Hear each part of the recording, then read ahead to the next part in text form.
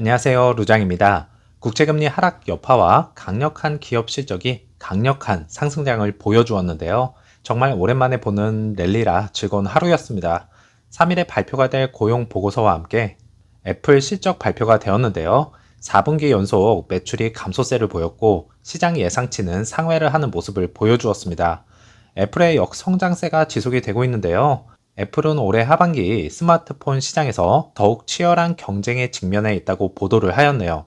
그러면 2023년 4분기 실적도 그렇게 좋지 않을 것이라는 내용이 포함이 되어 있는 것 같습니다.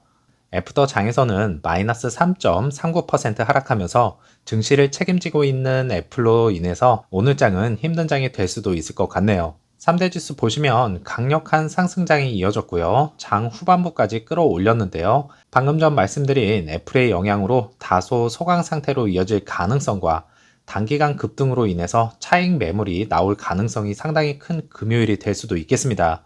그래도 여기까지 올라섰다는 게 중요하겠죠. 앞으로 많은 지표들이 발표가 돼봐야 알겠지만 연준의 긴축 종료 시점, 이제는 진짜 끝나가는 것이 아닌가라는 생각을 하게 만듭니다. EV 섹터주 흐름은 리비아는 플러스 9.05%, 테슬라는 플러스 6.25%, 루시드는 플러스 12.1%, 오랜만에 큰 상승들을 보여주었고요. 테슬라는 짐 크레이머가 사이버 트럭에 관한 내용을 발언을 했는데요. 파장이 심상치 않습니다. 한번 보시죠.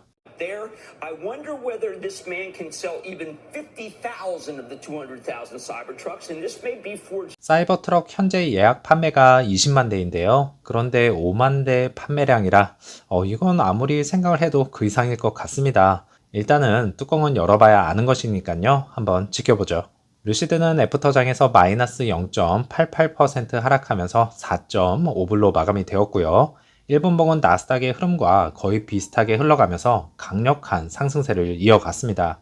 오더플로우는 라지 스케일과 스몰캡에서 매수가 약간 더 많은 것을 확인할 수가 있었네요. 이유가 어쨌건 12% 상승을 이끌어냈습니다. 11월 7일 장 마감 이후 실적 발표만을 앞두고 있는데요.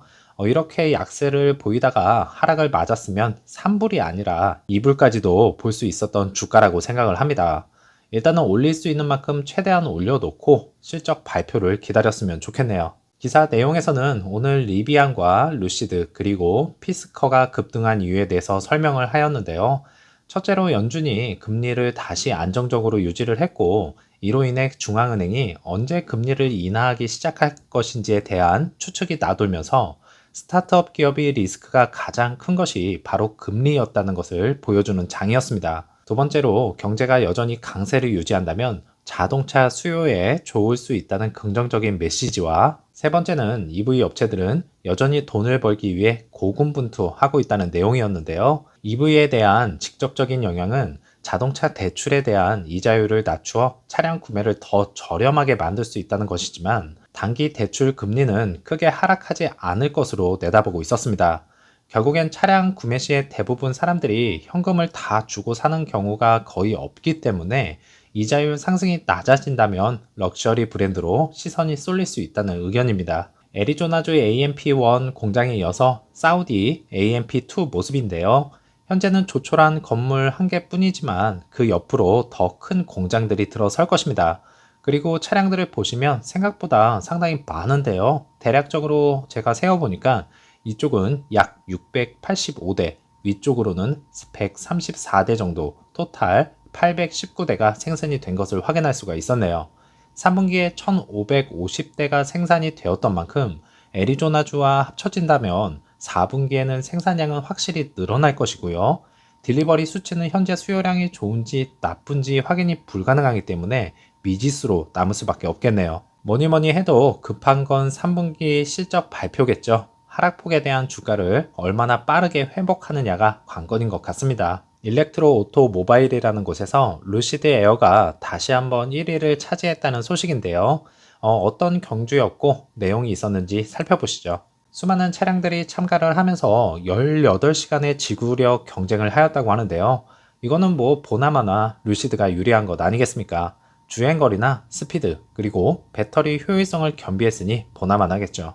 경기 방식은 18시간 안에 최대한 많은 랩을 완료하는 것이라고 합니다. 사파이어와 함께 루시드의 자랑이죠. 드림 에디션 퍼포먼스가 출격하면서 30위부터 출발선에 섰습니다. 호켄하임 링에서 열린 클래스 D에서는 테슬라 모델 S 플레드, 신형 기아 EV9, 효율성으로 잘 알려진 아이오닉 6 등이 참가를 하였고요.